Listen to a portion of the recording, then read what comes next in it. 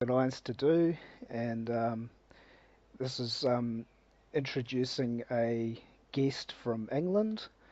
Um, I've actually only just met Alan probably about a month ago, and so I myself, Cliff, and Lucy are here again to Hi. host. And Alan, yep, from England. How's it going? Hey, good Cliff, thanks. Hey Lucy, Hi. Hi, Ellen. Nice to meet you. and you. Pleasure, Cliff.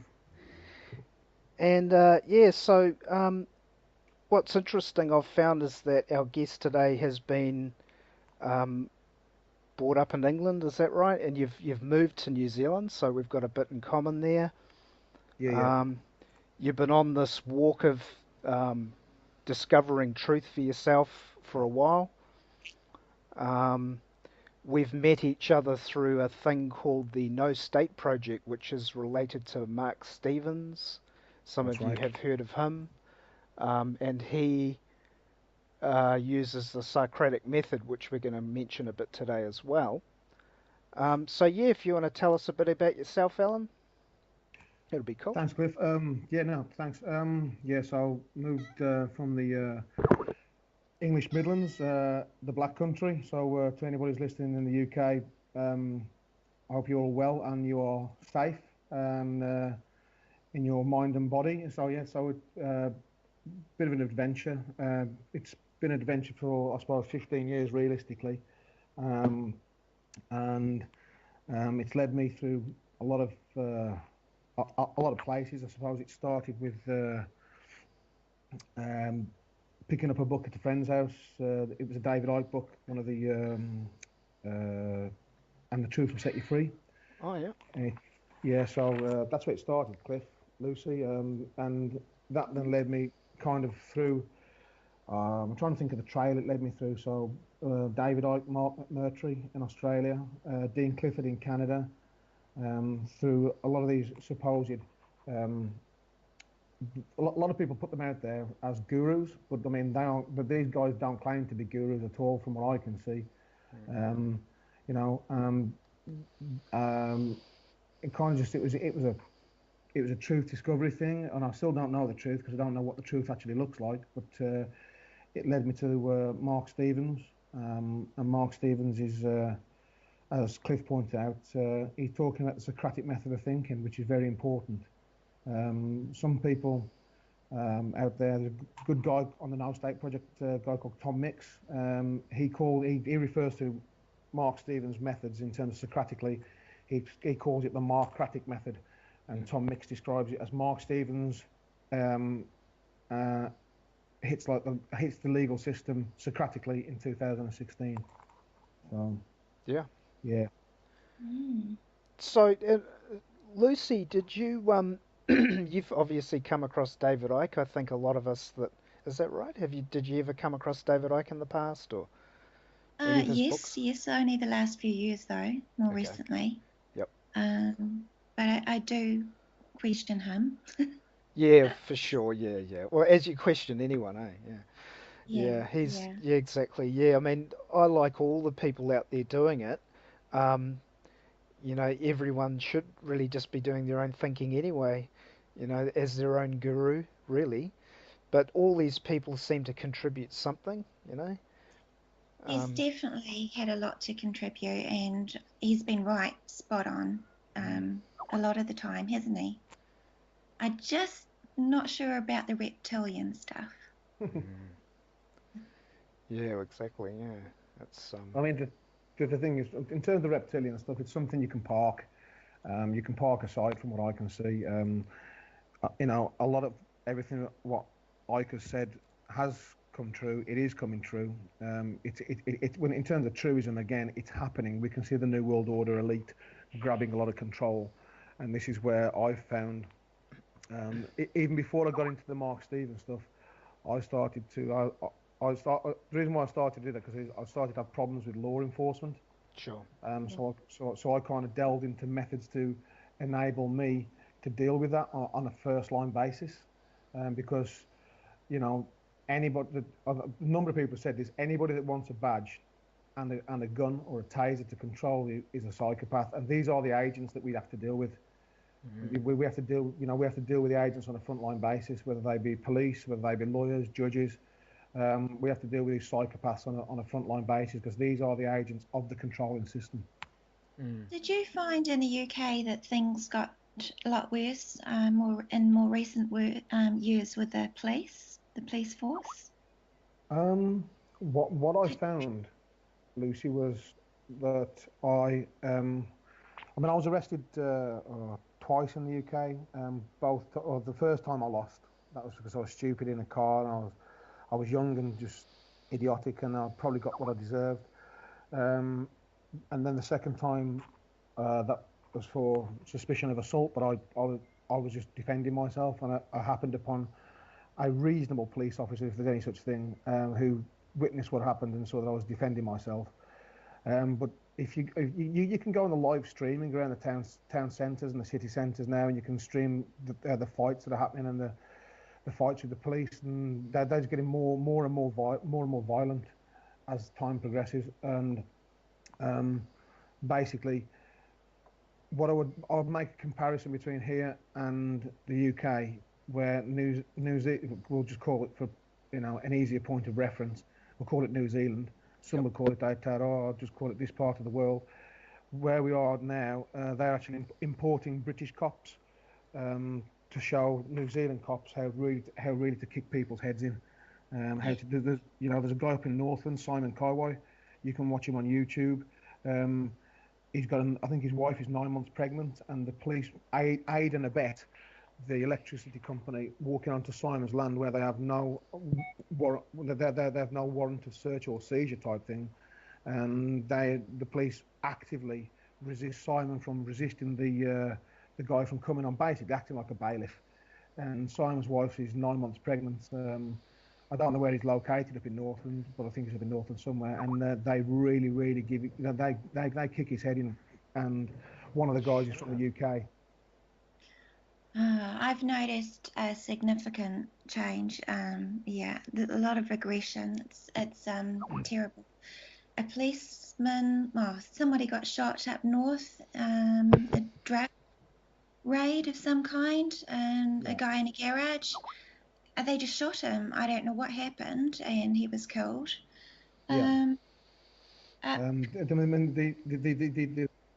prevailing use of the armed offenders squad is becoming very much like the American police force. If you look at the New Zealand police force now, they are becoming very much like the South Australia police force, that are inclining to wear more black than blue, and they're more like an anti-terrorist hit squad. These people are these are used overwhelmingly. I mean, my house itself was invaded by the last time by 5 police, because I've been arrested twice in the UK and twice in New Zealand, and basically the arrest in New Zealand culminated from a not so nice neighbour who had contacts to the men in the lodge, and phoned them up, and I've had a 6'7" guy standing over the top of me telling me to go back to bed in my own house, and I refused. The first time was for obstruction, second time breach of the peace in my own house. You can't obstruct a police officer in your own house if there's been no victim.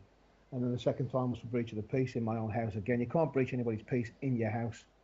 And the level of violence escalated to the point where one of my family informed me, as I was scratching around on the floor to get a video camera from a little box on the floor, that the officer had his hand on the holster and was more than prepared to tase me. And I'd done nothing wrong. They said there was no victim. Just that the neighbour didn't particularly like me a great deal, for no apparent reason. And that's the level of force they're prepared to use. Handcuffs, take your shoes off, make you sit in the back of the squad car, and then chuck you into the paddy wagon. And it just gets out of control. Yeah, a big part of the problem really is the presumption. This is a big part of how this has crept in. The presumption that we're guilty without any evidence. If I walk through, and I've had this happen, if I walk through the airport and my digital signature doesn't work. What does that mean? One time, one time my face was scanned with all the Orwellian scanners, and I think I smirked. I smirked a bit, and so because I smirked, it didn't pick up my face. And I thought, oh, this guy doesn't line up with his license or I whatever like shit, the right? idea. And so what happens? I get this 6'8" bloody woman coming over, swaying over to me, tongue in cheek, looking at me like I'm a criminal. You can feel the energy. It's like, who's this guy? And I'm thinking, well, who the hell are you? And that nothing Yeah. happened. I signed the thing and go. But so there's a little thing there in a way. If you don't want your face scanned, just don't Yeah. make the face. I mean, when they get you to take an ID photo, you can't smile, you can't do this, you can't do that, you can't wear a hat, can't wear sunglasses. Okay, so Gordon Hall taught me this. It was pretty cool. And we'll talk about him in another show. But he said they say give me your photo. It's another thing like your name. Give me your name. Give me your photo. It's your property again. So he says give me your. Don't give it to them. How do you not give it Yeah. to them? Don't pull a straight face. Do something else. Squint your eyes. Flare your nostrils and poke your tongue out. I don't know. Or they might Well, cut you. They might cut your tongue off Can't if you wait do to that. do this now. Yeah. So it's just well, the it's thing. lateral thinking. Yeah. No, no. So sorry, Cliff. I didn't want to interrupt. No, it's coming back to don't give them your ID. It goes back to the point where you talked about the Section 60 stuff earlier before in a little pre-chat that in terms of your identification, well, the identification is me. I am here. I'm the man, or Lucy's the woman. Um, I'm the one that signs the dotted line. yeah, exactly. Here I am. You want my ID? Well, it is here. Yeah. I'm the So in executor. a New Zealand capacity, and I'd say Executor. this to everybody in the. Sorry, Cliff. Do you want to I jump was in? going to say, you're the executor. The executor takes action. Yeah. The executor is one of the highest positions to be. So this is what's so cool. All the words mean things, and the Yeah. executor. This is going through the law thing. The executor is one of the highest capacities you can have in the corporate world on paper. Like if I'm the executor, who am I? I'm the executor of the estate. Well, the executive executes. Yeah, The but exec. that The, it the relates to an executive. estate. In law, it relates to an estate. And what is an estate? It sounds like state, the country's estate. Well, it's a state of E-state. mind. Yeah, it's Yeah. Well, e-state. no. It's as you say, Cliff. It's an e-state. It's the executor Yeah, makes the final call. that's it. He or she is the one that executes, and Mm, at the point of execution, that is the most final point. yeah, and So then in trust, sorry, yeah, so and in then, trust law, yep, because you and I talked, we've talked about trust law. We talked about these many different colours of law, and yes, trust law is just a colour of law because law is correct, just an opinion. yes, But in terms of trust law, the person that executes makes the final decision about whether to live or to die, yep, and that's the most powerful position. yeah, and it also leads into when you execute an estate, most people can relate that to a will. Yep, Makes sense? And then yep. we have the word will come into it. What's will? What is will? How do you have the will, and how do you be able to assert your will to an estate? Willpower. Yeah, willpower, but then it would depend on knowledge, because knowledge is power. Yep, See, so yep. the amount of knowledge you have to execute the estate, if you look at it like a will, where you got two witnesses, like if I'm in a common law marriage, I can get a will with a contract between the two parties and their kids and whatever, right? So I'd make a will. Now that will doesn't have to be public. You can go and get two non-interested parties to sign as witnesses to the Hey, Cliff. contract between the parties. Oh, Are you there? Are yep. you still? Are you still there? Yeah, someone's trying to Yeah. ring in and it's interrupting. Oh, Yeah, really? yeah. So yeah, it all fits together. That's what's so interesting about this. Have you found that, Alan? Like you Yeah, probably, yeah. yeah. What was your question, Cliff? Like, have you found that I'm not sure on how many different um, systems of law, we'll call them, they're systems. Yeah. Have you looked at a few systems of law or just Marcratic methods? stuff. No, no, I've looked into because it was, as I say, along this journey, which is still continuing. You know, I go down into the Dean Clifford stuff. I look at the Carl Lentz. I look at the Mark Stevens stuff. I look at a lot of different things, and I find that there's a certain element of truth in all of them. There's also I will be honest. I haven't found anything Socratic, Marcratic that would fail if you use it to the nth degree. But you've got to be prepared and ready to go to be taken down by the court bailiff for contempt if you persist. But that's something that you've got to be prepared to do. It's like when I was arrested by the cops. I was prepared to be arrested. I didn't know what charge would follow from there, and that could have affected me in my working life. But I was arrested, but no charge, and therefore no conviction followed either time. But in terms of going back, in terms of the Socratic stuff, in terms of when you said about don't give them your ID, that's what I found in terms of going back. So for New Zealand, and I would encourage anybody in any listeners on your Facebook channel or the chat that you're on, Cliff, to research heavily. The New Zealand equivalent of the Fifth Amendment is called Section 60 of the Evidence Act, and basically you aren't required, even because looking, it was Rob Menard that kind of got me onto this years ago, and then I followed on to Dean Clifford type thing, in terms of the fact of your identity. Sure. That like it's like the government giving you an overcoat. Sure. You know, you can be your Mr. Master, Mrs. whatever, Miss. That's the straw man, or for you, Lucy, the straw woman. And it's about, they gave it to you, so you can put it on and take it off whenever you want. So it's dealing in commerce and stuff like that. A lot of there's a number of no state guys that don't agree with this, and I'm not saying it's true or not in terms of the straw man. A lot of people say, oh, it's just a fallacy. It's not real, the straw man stuff. And I'm not saying it is. I'm not saying it isn't. I'm just saying for people to look into it in terms of trust law and, as Cliff says, about the executor. But in terms of identifying to police in New Zealand, you don't have to, because it's got, even under their own crown laws, we'll call them. Section 60 of the Evidence Act means you don't have to identify because you're not compelled to self-incriminate. And that's what got me in my first little botheration with the police as they invaded my house. That I said to them, listen, I'm not giving you my ID. I'm not giving you my ID. And they said to me, we want your name, we want your date of birth. And the thing is, the reason why I did this before at a friend's house years ago, about 9 years ago, the police invaded his garage, and it had been a bit loud early on, but we were sitting there having a few Heinekens. It was 3 in the morning, and then in comes couple of guys dressed in fancy dress with shiny badges and batons and tasers. Wow. And so they basically walked up to my mate and they said to him, "Can I have your ID, please, sir?" And he said, and he just being a humble guy, they basically take what they do. They kind of split you up. So they want to, Yep. what's the word, Cliff? They want to kind of interrogation. Interrogation. Divide and conquer. Well, exactly. Yeah. So if they want to interrogate you, they're going to want to divide and conquer you. So basically, what the cops do, they kind of splinter the group. So they took my mate away. My mate started being a humble guy. He started giving them his details, his name, his address, his date of birth.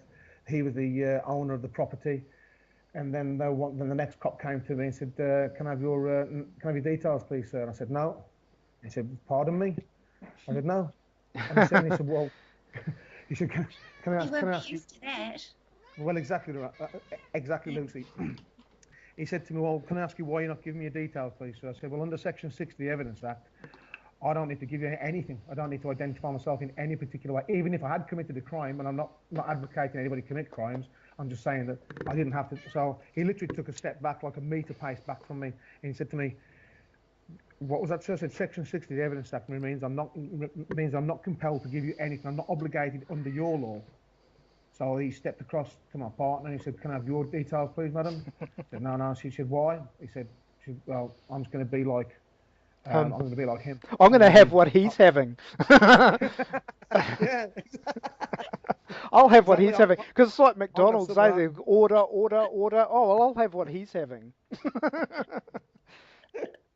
Oh, it was but that was where I first cut my teeth in New Zealand. Um, and yeah, so she had what I had, but I had what somebody else had. And this is just about doing your own due diligence. If you Sure. don't do your own due, it's what Cliff said to me the other day. And we're talking about something tonight, Cliff, and Cliff said, but ignorance is no excuse. Ignorance of the law is no excuse. You're still going to get cuffed, or Yeah, you're going to get well, taken away. I'd go so far as to say, and this is because again, people like boxes to jump into. They like to take sides too. You're trained to Yeah, take sides. And all of absolutely. these things, taking a position being the key, as soon as you take a position, you're kind of limiting yourself. Now, that's not to say that you shouldn't do it, because this goes into a little bit of the deeper hypnosis stuff, Right. where you remember I said, he who is most flexible in a system has the most Yeah, control. So yeah, that would mean that you should always have the option to take a position if it benefits you to what you want to get. So isn't that interesting? So you really take in everything, absolutely everything.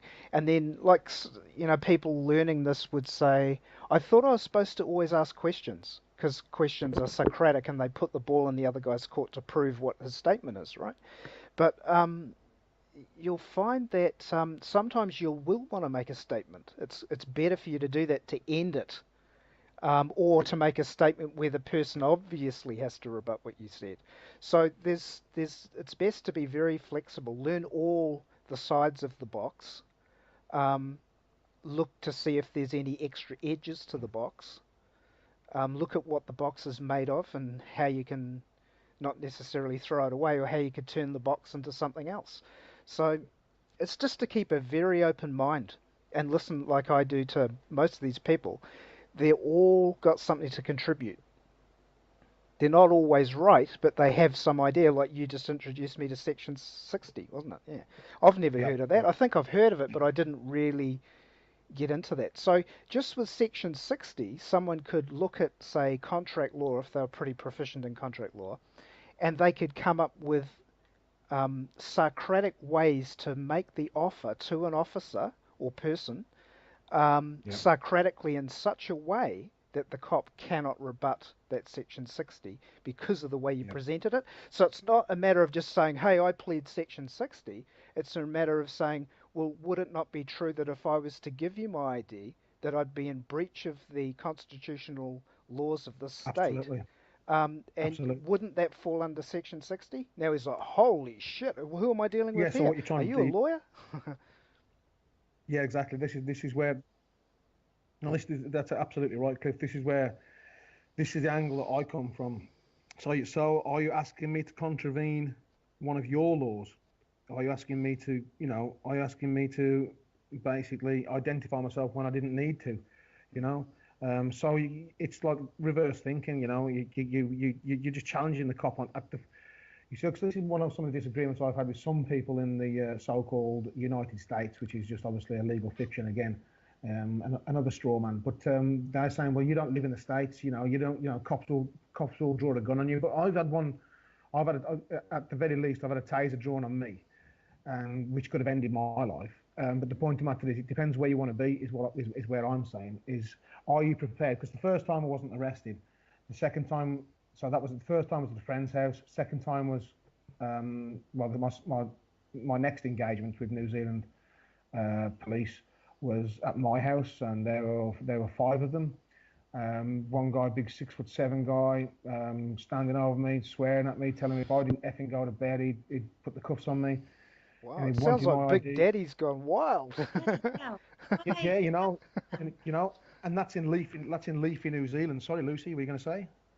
That's five policemen. Five policemen in my house. Oh, Um, One of my family was really young at the time, scared witless, and my partner didn't know. So my child was really, a lot younger than he is now, and well, 9 years younger than he is now. So that's 7 years younger than he is now.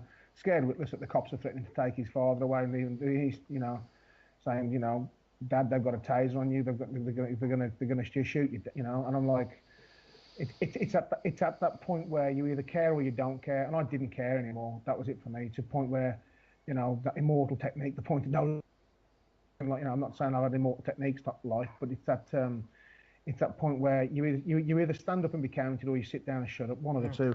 You you you, That you, brings you up you a just that brings up a cool thing in psychology from my point of view. This should wake people up. So how's this? When they come for you, not if, when they come for you, you won't care what you have to do to get out of the situation. You're going to be clutching straws, right? So yep, therefore, that is the time when people kick themselves and say, "Gee, if only I'd done some study." yep. And this is the point. This comes down to the fact of due diligence. I had to find out the Section 60 of the Evidence Act. I've never heard of it before. No, nobody taught it to me. Um, um, yeah, nobody showed me anything. It's something I had to do by myself. Now, the second time that I was arrested, my point in turn is that the first time I wasn't arrested, but the second time I was. But the fact of that, well, the point of the matter is, the actual question is, did I care? And the answer is no. So I put my job on the line, which could have put my family on the line. Well, put my house on the line, which could have put my family on the line. Did I care? No. That's the answer. So the second time I was taken away, and I spent the night in jail, to be released the morning after. As I walked away from a cop, I actually signed. I signed at the bottom of it, without prejudice.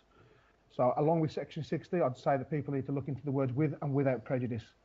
Without prejudice is a very powerful thing in terms of the court system. It means that it cannot be used against you because there was no finding that was actually made. No jurisdictional, and we'll talk about the jurisdictional challenge later if you want to, Cliff. But no jurisdictional, point was actually found. There was no judge saying that I find that this is the case. So I wrote with the words without prejudice. You cannot sign under stress and duress is the other one. This applies also to people in the UK, Canada, any kind of what they call common law states. Um, it's not so in France. They work under the Napoleonic Code, which you are presumed guilty until you've proved your innocence. But in terms of what they perceive common law admiralty state, the stress and duress and without prejudice are also very important things Could I add something to to that? So absolutely. so another way of also using with and without prejudice. This is again going into contract law because I'm such a fanatic with it. Yeah, Um, why? Because contract law is to do with using the force, Luke. It's using the force. It yes, really is. And so if we look at with prejudice and without prejudice, it's prejudging or without yep, prejudging. And so yes, what gives you the right to prejudge? The only yep, time it gives you the right to prejudge is if you have a fact that's so axiomatic that it's just stupid not to. So you could do that then, but it would be advisable not to do that if the game is in session, which means that we are still in Socratic mode of finding truth to the claims. Both sides are yep, making claims against each other. So the best thing to do when you're in tennis of law court is to um, use without prejudice. And what that is doing is it's putting you in a position of standing naked again or putting yourself on the line. You're saying, here's my claim without prejudice. Go for it, make a claim. So what I do, this is me personally, I like to use without prejudice because it keeps the ball charged out there for anyone to come and grab it. spot on, See, so spot on. so I'm standing naked continually, in truth, to say, come and bring the claim. If I Yep. put with, why would I need to put judgment on that? If I judge it, I've taken a position. Well, the other thing See? I found, well, the other thing I found too, everything you said there, Cliff, is absolutely spot on. Everything. There's not one point that you've missed. Everything is spot on. So, um, um, everything I'd just like to add to everything you just said there, Cliff. I have found, because I helped a friend out at work not so long ago, and I have found that strands of law that people would think would be only involved in. I actually helped two friends out, to be fair, but I found that two friends I've helped out rather, that I have found in terms of employment contract law, are the words without prejudice that are often used in court determinations. um, Sure. that have been, you'll generally find that, well, I think you'll always find that a judge will only, um, if you are right and correct, but the judge doesn't want it to go anywhere, the judge will dismiss the case without prejudice, so it can't be used. So there's no legal precedent set. Oh, yeah, case dismissed without prejudice. You won't find cases dismissed with prejudice if you are factually right. And I found this in employment court.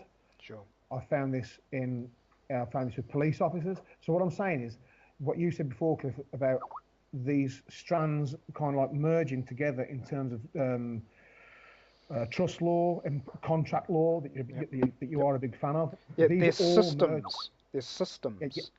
Yeah, they are systems within the system. Yes, correct. And they try and befuddle us. They try and make us believe this belief system that these are all distinct and they don't interrelate when they absolutely do. They do. It's another analogy of it is the pyramid. The system we live in is a pyramid scheme, continually on Yep. many levels, hierarchy and Yep. things like that.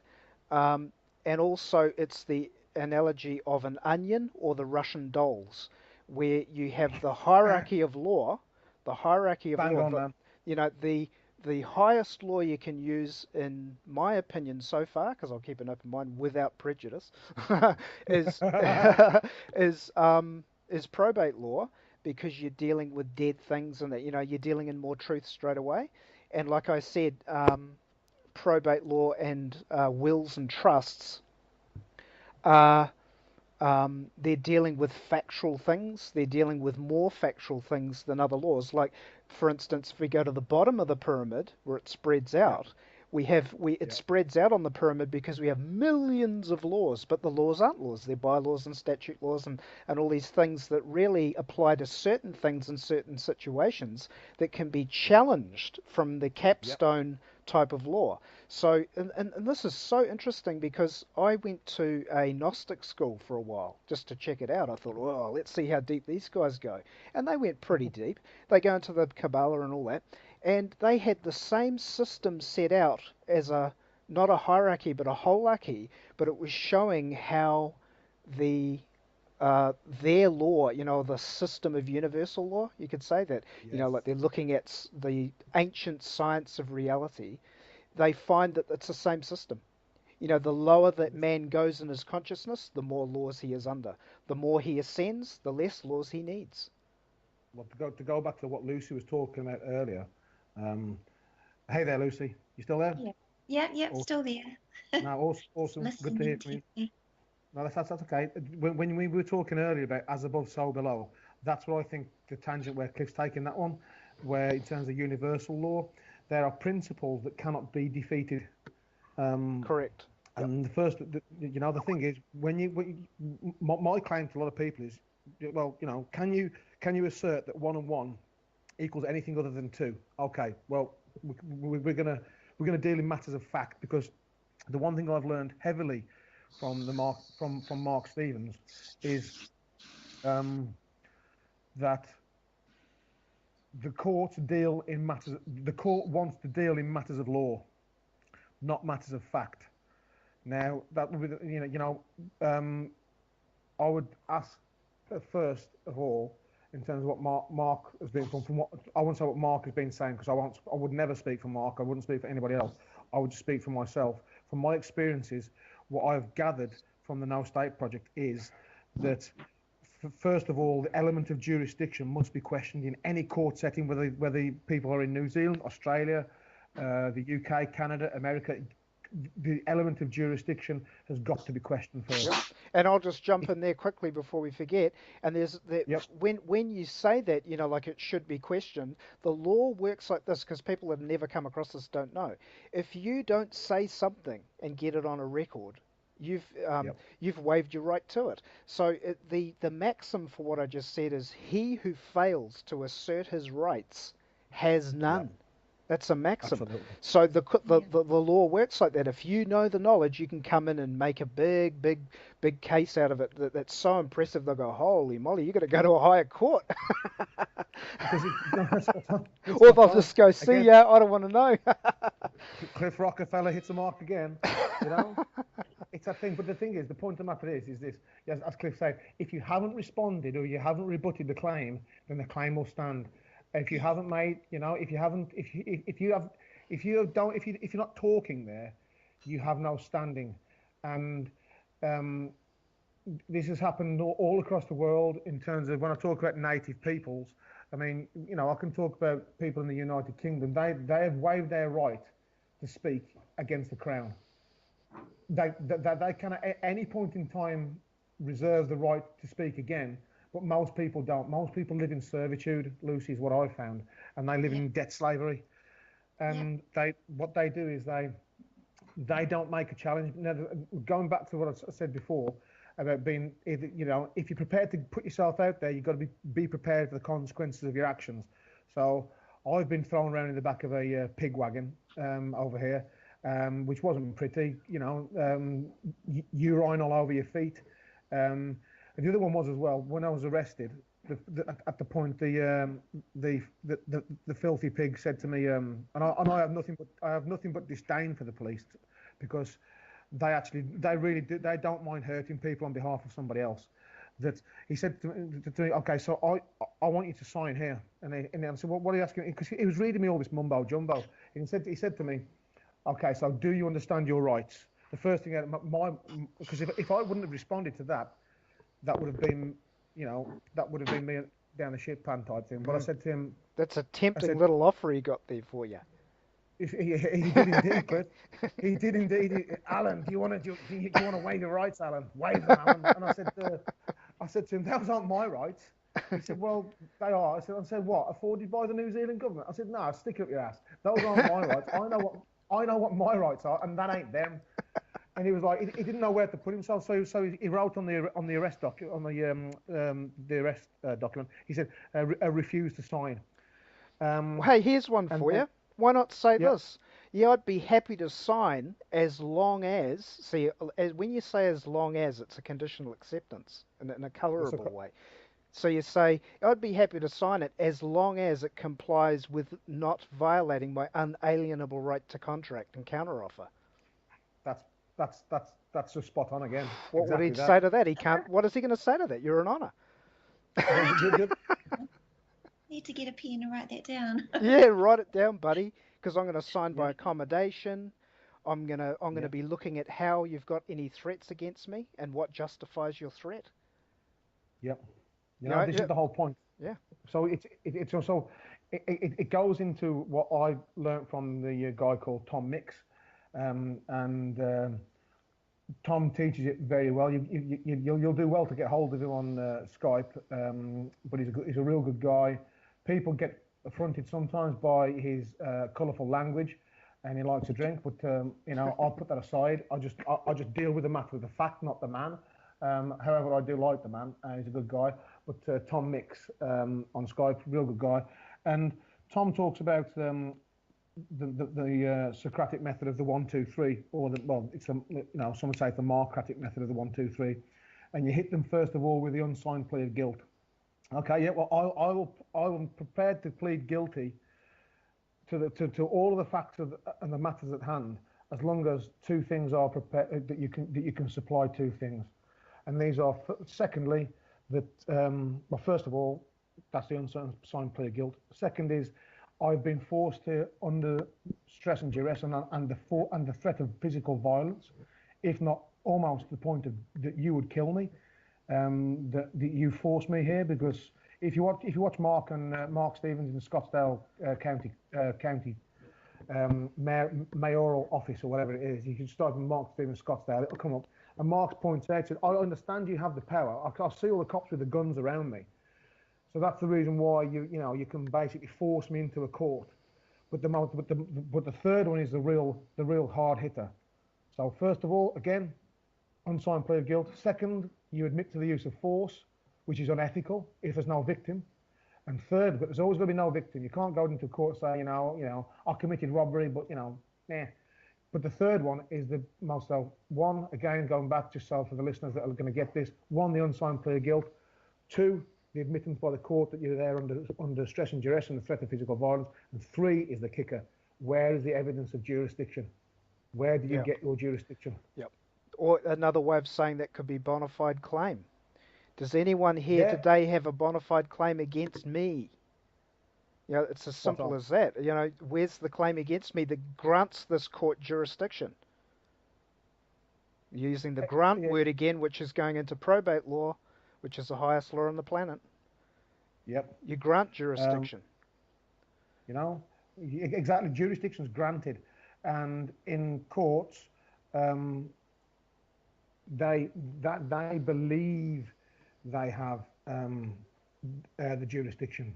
They have no proof of jurisdiction, but they No. but so Over, the over here, like you said before, though, if they've got some kind of subject matter on you, like you've broken a code, they'll say, "We want you to sign here." That's where the jurisdiction is given, really, where they can present it in court. So that's why you'd want to sign by accommodation, really. Then you've really got them. You can say, "Bring the claim. Let's have a look." I'm signing under What do threat, you mean? duress, and coercion. Well, you remember last talk we did, and I was telling you about the um, signature with baggage or the signing by accommodation. I mentioned this in the last talk we did through the book Cracking the Code with Oh, the yes. authorized Yeah. representative, and I said you can put all sorts of stuff there. Well, you can also sign, and this is a real easy one, you can also sign under threat, duress, and coercion. So, go and do a will or go and get a contract in marriage. And the lawyer will tell you that they'll say, "Are you being threatened to do this? This is an unbiased contract here." So the government's in an unbiased contract.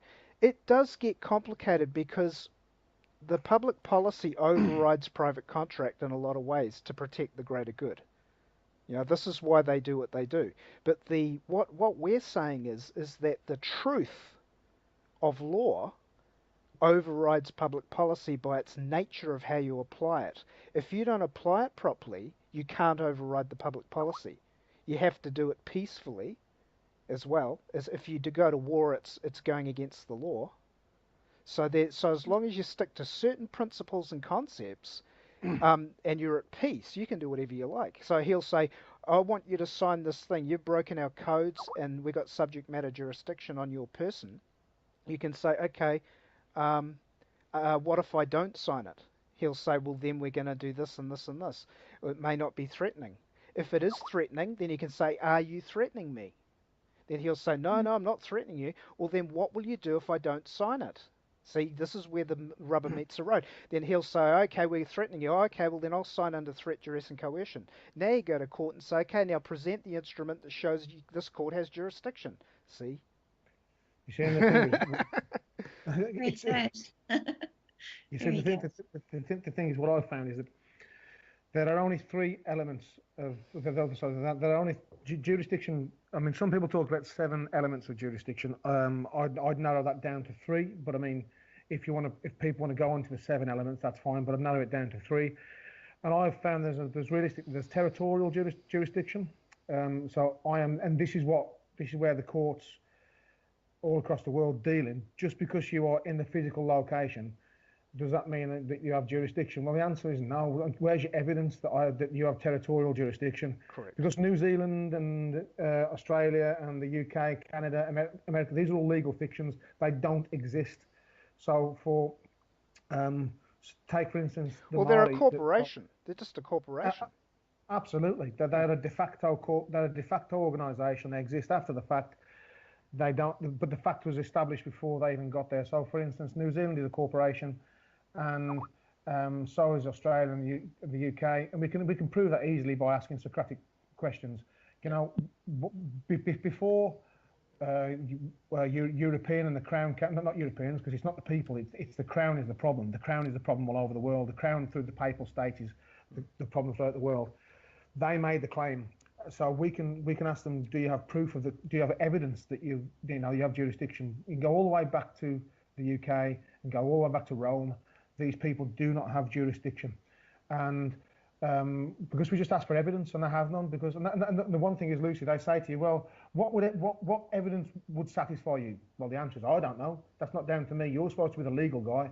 It's not down to me to talk about what is and what isn't. You're supposed to be the legal guy, and it goes back to Maori in New Zealand and the Aborigines, not the Aborigines. If you put the word, if you put the prefix abnormal, Aborigine, it means not normal, not original. Mm. And if you go to Maori here, Maori had their own ways of doing things. They had their like Tainui land was Tainui land, Ngāpuhi land was Ngāpuhi land, Ngāti Porou, Ngāi Tahu. All these lands were occupied, and they had their own systems of law.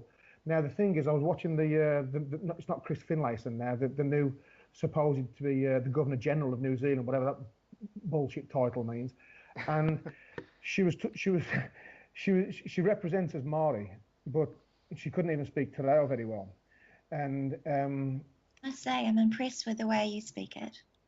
what's Yeah. that? Sorry. Alan, he's only been Yeah. here 10 years. Oh Yeah. yeah, I mean, one of my in-laws is of Maori descent, so I've basically I've had to improve my Te Reo lots and lots. But when I heard the Governor General speak, and she couldn't even speak Te Reo, and she was using titiriti or what, she wasn't even saying she didn't even say the word titiriti or waitangi. She said titiriti o waitangi, and and that's her Te Reo is. But then again, that's not me being ad hominem. I'm not going to attack the woman because of her lack of Te Reo.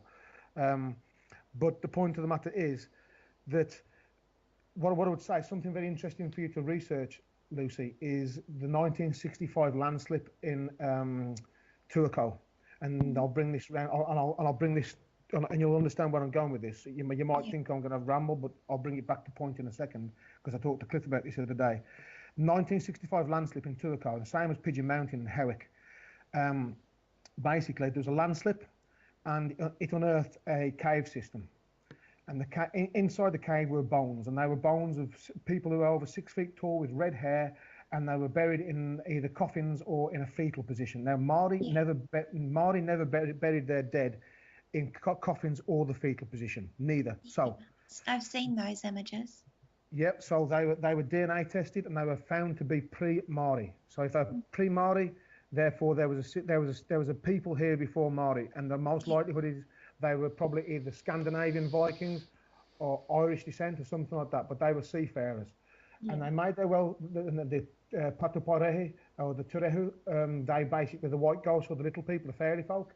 If you go to CelticNewZealand.co.nz, what it does is it exposes the fact that the New Zealand government placed a 75-year-old memorandum on these artifacts that they could not be disclosed. All the information to it would be not disclosed to the public, because if it ever proved the point that there was a system of people here with their own laws before Maori, it would prove the point that Maori were not Tanata Whenua, and it would therefore invalidate the Treaty of Waitangi, which is supposedly what the new Governor General of New Zealand Corporation is talking about. It would basically destroy any kind of myth of governance and jurisdiction here, and without even having to go to court, the whole thing would fall down. The whole thing. And this is so rudimentary to everybody's so-called rights in New Zealand, what the government affords you. If this fact was exposed to the wider public, people would start to be set free, and we could expose the banks for what they are. We could expose the IMF, where New Zealand goes to the IMF and doesn't print its own money anymore and begs for money from the IMF at an interest rate. People would be out of debt slavery. We would have all of this and more, And Well, yeah, carry on. No, sorry, Cliff, carry on. Jump in. Oh, yeah, I found it to be a little bit more not as black and white. I've found it to be, this is just personally, in a lot of areas, not just law, in the occult side as well. You'll find that if anything, they've given us, and this is another reason why people don't bother standing up for their rights, is these days, is because everything's given to them, and we've had more freebies than ever. Shit, yeah. You know what I mean? So there's a very sweet side to the system that people like, but what they don't understand is that this is a tactic to get you to turn into a child, so they do everything for you, and then the teeth come out to get full control, and that is their plan. That's actually their Yep. agenda. So True. Yeah. that's the only reason why I'm doing what I'm doing and getting out there. If I didn't know there was an agenda, I'd get on with my life and just have fun and be free. I wouldn't, because nobody cares. But because there's an agenda here, I wanna do my bit to help. To let people know that why. In fact, why are we posting on our group all this evil stuff, you could say, or the negative stuff? Because it's showing you that the system has a negative side and it's corrupt. And if we look at that side of it, then we understand why you'd want to use the law. See, a lot of people that are enjoying the system, they come up and say, "Hey, well, why don't you just leave the country? Why don't you just leave or whatever?" Well, I did. I have left. I still have a citizenship here, but I've left. But that's entirely the point, Cliff. I've had it lots of times over here. People say, "Oh, well, why don't you just leave? If you don't like it, leave." I left the UK. I left the UK. I got out of there because that was bad enough. And I've travelled about, I think, about 15 different countries in my time. And what I will say, well, not countries, like just places, that's a better word to use. Because as we know, nation states don't exist; they're all legal fictions and corporations. But the point of the matter is, I've travelled to 15 different places in my time, um, and what I would say is, where I live now, apart from a shitty neighbour, is the best place I've ever lived. Cool. It's about, to exist as me being here with Yes. who and I have of my own. This is the best place I've been. I like to go on holiday to different places, but to live currently right now with the status quo that is, this is the best place that I can be. So my thing is, well, where can I leave that I can go to that I'm not going to have the physical threat of violence imposed upon me? Even Antarctica. I talked to somebody on one of the chats said about Antarctica being not claimed, and I said it is claimed. Go and look. Norway claims a piece. Um, I think the UK, New Zealand, Australia. There's bloody, all these places. Everywhere has a claim, but it has no proof. It doesn't. There's no evidence of any kind of jurisdiction there. Only the threat of violence, and Sure. that's what it all boils down to. The Sure. other one that I put up there, and it has since been got at, I think. I don't know whether you guys have listened very much to Charlie Veach when he was in the Love Police, but there's a thing called Camden Tales, and just type in Camden Tales, CAMDEDEN, I think. It's in London, Camden Tales, in London. Charlie Veach and the Love Police, when he was really active with Danny Shine. And basically, he's just gets surrounded by a bunch of plastic police. They call them CPOs, something like that. And Charlie Veach basically demonstrates how you can just walk away from them. But I think Charlie was got to. But anyway, that's just another thing. But what I'm trying to say to you, the most important thing that anybody can get from this particular chat from me would be Section 60 or the Fifth Amendment in America, the so-called place called America, rather. So whatever that law is, wherever you are, you need to research it heavily, chew through it, understand it, discuss it with other people, make sure you've got knowledge of it, because don't use it willy-nilly, because the police say, I've just been cheeking out. That happened to Yeah. me. First time I got away with it, Cliff. Second time I got chucked in the jail. So You it know, has to be done without prejudice via a question, and the question has to be put across really good, or it could be a conditional acceptance, like I'd said before, or as long as. And when yeah, they challenge you, this is the key, because you don't end up getting locked up, and nobody should do any of this unless you know what you're doing and have your moves well in advance so you know what you're doing. But I've the smartest move is to, when you play your hand to, say, Section 60, yeah, um, let's assume that they come back with some kind of thing that's aggressive. Well, you should have ready and waiting another offer back to them that is going to bind them up more. So, Section 60, well, what are you trying to be smart? Well, hang on. Does me asserting my rights constitute any violence here today? And does that yep, give you the right to arrest me without due process of law? yep, See, all yep. of these That, things to make him go, oh man, I can't attack that. Yeah, you make yourself unattackable. That's the key. If you make yourself attackable, i.e., get aggressive or make statements, usually, they will find a way to attack you. It's the law of communication. This Yep. is what people need to learn. And there's so many of these gurus out there that get angry and they end up in jail, or they make statements. Go and watch all these people through history and the latest on the internet, and you see them when they're up against police, and you'll see them make statements and all this stuff, and they just get hammered. The only This is people that win are the people that question. that's absolutely correct Usually. and spot on, Cliff. At the end of the day, what I would say. Did you want to say something, Lucy? Sorry. No, continue. Sorry. That's okay. I thought I heard you. I heard you chirp. Yeah, And I thought, chime in, because we want you to chime Yeah, in. yeah, yeah. Yeah. No, sorry, I What don't want to interrupt. What do you I think? just had, yeah, I just thought that we should be posting those sort of examples on the page.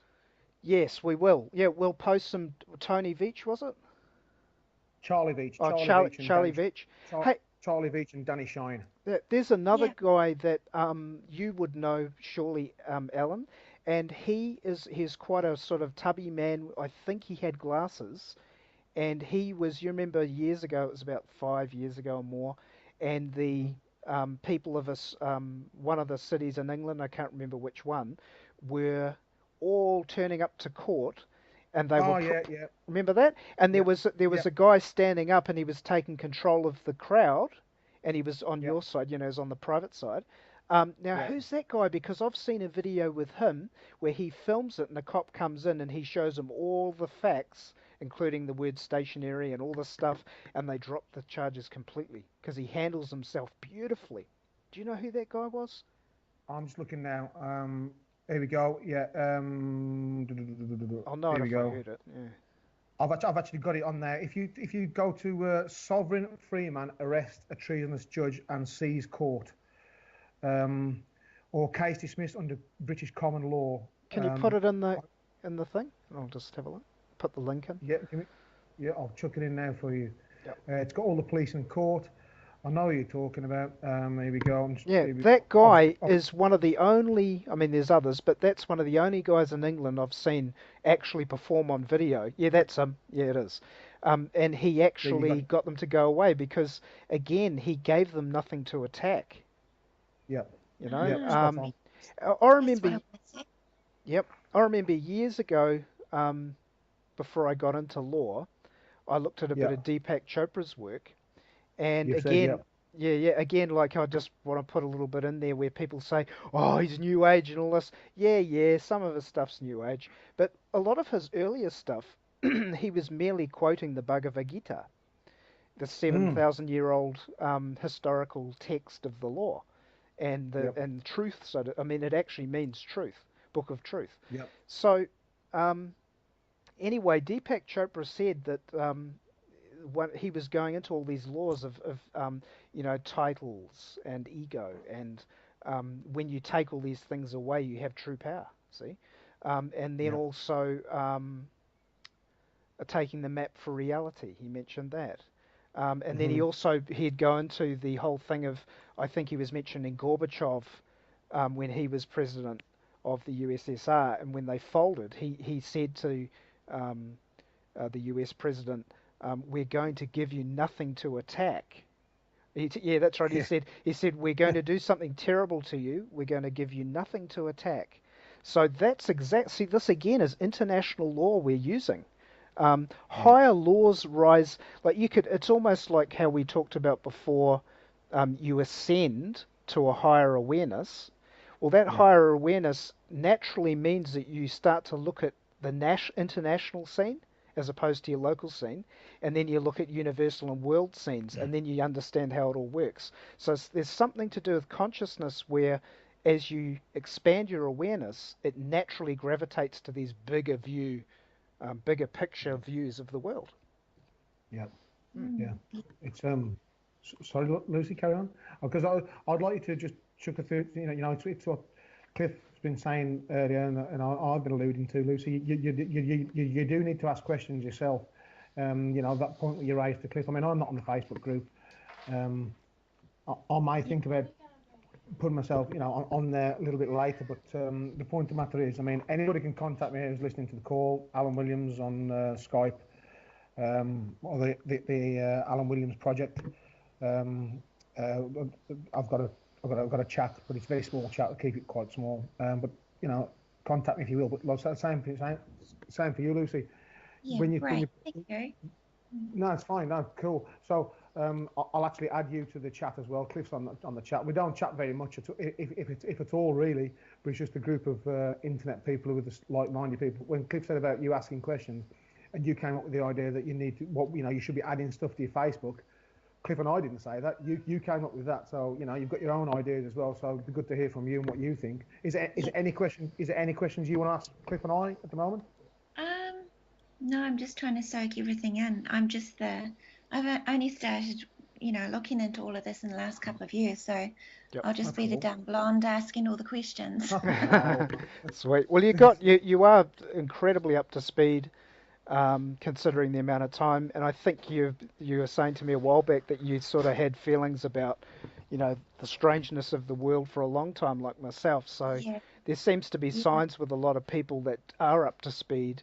They have been semi-awake for a long time. yeah, So yeah, yeah. so it's cool. I think you fit in really well to what we're doing. Thank you. Mm, Thank you. I'm really absolutely, enjoying being a part of it. Feel, cool. yeah, absolutely. privileged. And Yeah. so this is going to be No, posted in the Awake group if people want to join Awake. It's a Facebook group called um, Awake New Zealand Global Elite Discussion. Um, our main topics are discussing the international intrigue and global conspiracy, which was actually called the Open Conspiracy by H.G. Wells, who's a member of the hmm. Fabian Society that runs or is part of the big agenda. So we also talk about law. So if you want to break free a bit, come along, join in. Yeah, I Yeah. think it's what you said, Cliff. You've been the first guy that I've talked to. I mean, I've I value the work from David Icke because that's where he got me started. Because I knew something was wrong. You just said to Lucy about that Lucy knew something was wrong. Um, I knew something was wrong. You knew something was wrong, Cliff yourself, and then you kind of get that little epiphany, and you go, oh, "Shit, really? Is it really like this?" And then you have to, if you don't drop religion, if you don't drop politics, and if you don't drop sexual confusion, and all if you don't drop the baggage, we'll just call it baggage for Yeah, now. If you baggage. don't Yeah, drop, if you don't drop your baggage, you're going to be held back. It's like putting out an anchor and then trying to bloody paddle your boat with an anchor behind you. correct. You might get there, you might not, eh? But the point of that is you've got to drop the baggage, all the baggage. You've Yep. got to, and the baggage is the ego. Mm. So you've And the got the ego. indoctrination. Yeah, Absolutely, you've got to totally. drop it all. Yeah. You know. I was I was thinking earlier you were talking about the police arresting you and just standing up to them. Um, a lot of it is we've been so indoctrinated to respect authority. I mean, Yeah. this goes all the way Yes, back to childhood. So that's quite a big breakthrough for yes, people. yes. Yeah. And we will go Absolutely. into that. We will go into that because to get at this kind of level of willpower and understanding, we have to go through all this stuff. So I mean, we're demonstrating it that we know this stuff. I mean, I use it in my life. I'm not just here just reading out of a book, I live it. So Yeah. what we want to do is give people a shortcut, with confidence. And if they've got questions that make them uneasy, which are predictable because we've been down that path, we can smooth it out and say, this is how it works. This is what you got to think and do to get the confidence. This is where you're Sure. lacking. So we're building, it's like Alan was saying, we're not gurus, but we're more teachers because we are empowering you. It's got nothing to do with following. I hate it. I hate being followed and that. Shit. I hate it. I can't stand it. I don't mind people interested in what I've got to say, but Yeah, I'm the first guy to say, like a lot of other teachers out there at the moment that have a high level, they say, don't follow me. Think for yourself. Think for yourself because you are the power and only you have the right way to conduct your life, but we're giving you the tools to do it. It's like Anthony Well, Robbins on steroids. on that note, following what you're saying, Cliff, um, somebody that's close to me in terms of my family, they said to me, well, you know, Alan, that you not everybody's got somebody like you that they can turn to. And I said, well, that doesn't matter.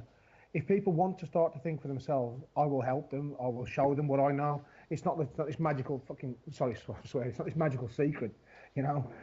It's not this thing that that it's hidden. People need to they either need to want to be free or they don't. One of the two. The But truth is no one's property. yes, Hey, on that note, I've got to go because it's been way over an hour now, but it's been really yeah. awesome. I've enjoyed this talk. Thank you, Thanks. Lucy, for appearing and Great. involving, and Thank you, we'd like Lucy. to have you here. And we'll Thanks. catch up again soon. We might have you on again, Alan, at some stage. Hey, listen, anytime. You know, Yep, you know where really. you know. All I'll say is, you know where to find me, Alan Williams on Skype, and any guys on your Facebook channel, if they want to find me, I might even think about joining myself. Awesome. Hope you do. Thanks, Okay. Alan. And thanks, Cliff. Okay. Thanks, Okay. Lucy. Awesome. See you all next Take care. time.